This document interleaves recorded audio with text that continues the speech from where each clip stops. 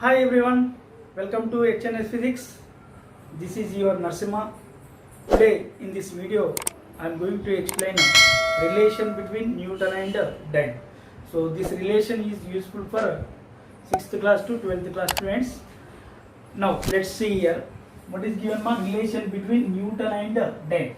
So here Newton is nothing but SI unit of force and Dyne is nothing but CGS unit of force. So how it will be that relation? So that is nothing but 1 Newton is equal to dash how many dynes. So this question came many times in competitive exams, right Nana? So we have to find the relation between the Newton and Dyne. Before that one, so where Newton is nothing but SI unit of force and Dyne is nothing but CGS unit of force. But what is meant by force? First we will discuss about force, then afterwards we can see the relation between the Newton and Dyne. So force is nothing but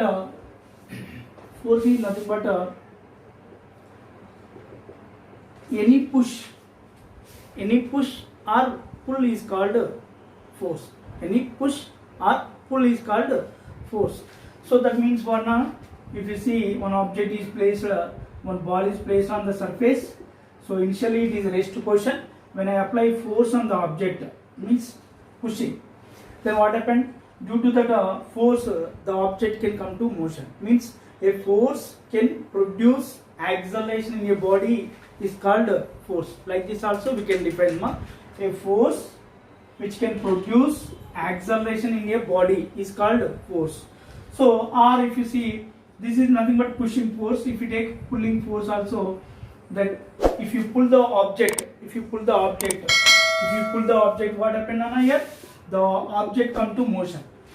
Means what Nana here? A force can produce acceleration in a body is called force, right?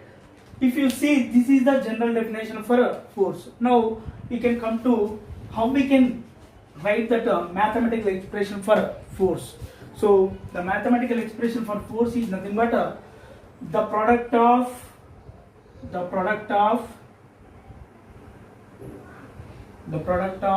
mass and its acceleration its acceleration is called force. The product of mass and its acceleration is called force. So that means what now? F is equal to mass into acceleration. F is equal to mass into acceleration. This is the mathematical expression for force, where M is indicate mass of the body, E is nothing but acceleration of the body, where F is nothing but force. Now we have to see the units for force. CGS unit of force. CGS unit of mass what Nana? Gram.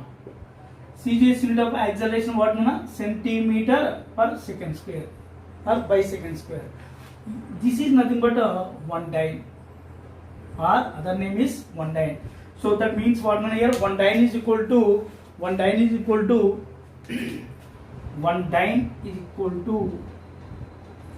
gram 1 centimeter per second square.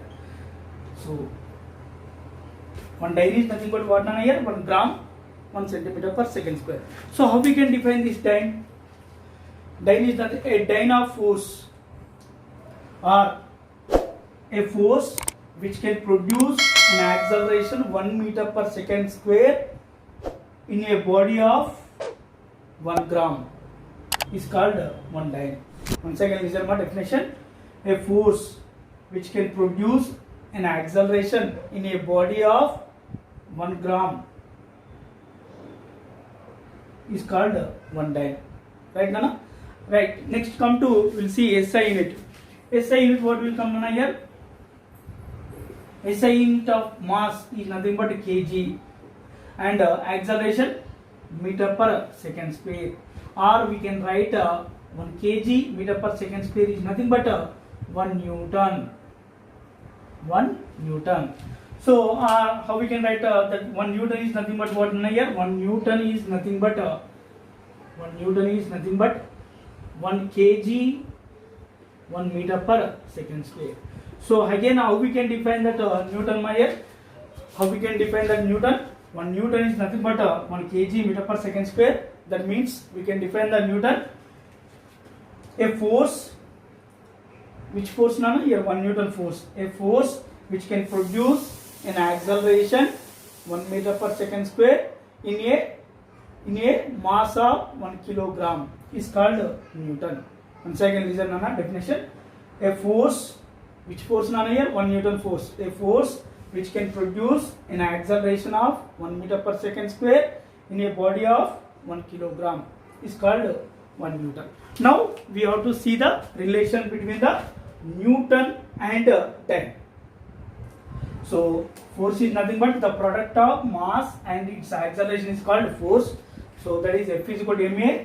CGS unit of mass is gram centimeter per second square or dyne, and SI unit is kg meter per second square or Newton. So 1 gram, 1 dyne is nothing but 1 gram centimeter per second square, or and come to SI unit, 1 Newton is nothing but 1 kg meter per second square. Now we have to see the relation between these two. Okay, right, let's see here.